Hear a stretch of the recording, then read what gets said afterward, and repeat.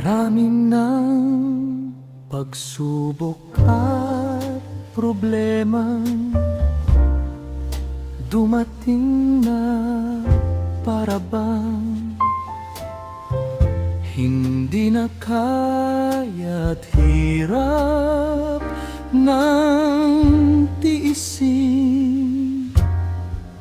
Lagi nating tandaan na hindi puro pagpapala ang ating matatanggap sa pag-abot ng mga pangarap. Lagi nating isa-isip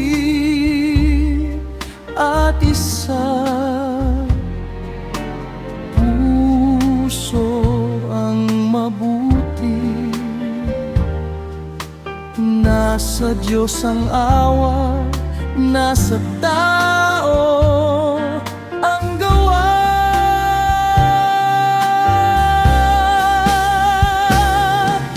Ang buhay ay parang isang laro, mayroong talo, mayroong panalo.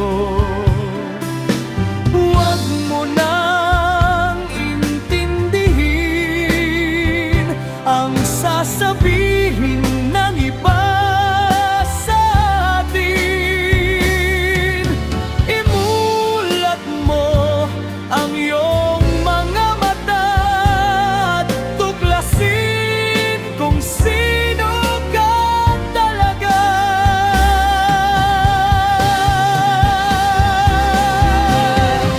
Ang buhay ay ganyan nga, punong-puno ng kahirapan, kalungkutan at kabiguan na kailangang lampasan.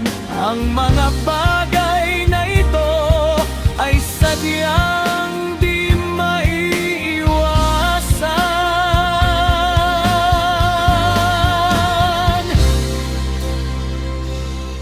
Tanggapin mo ang katotohanan.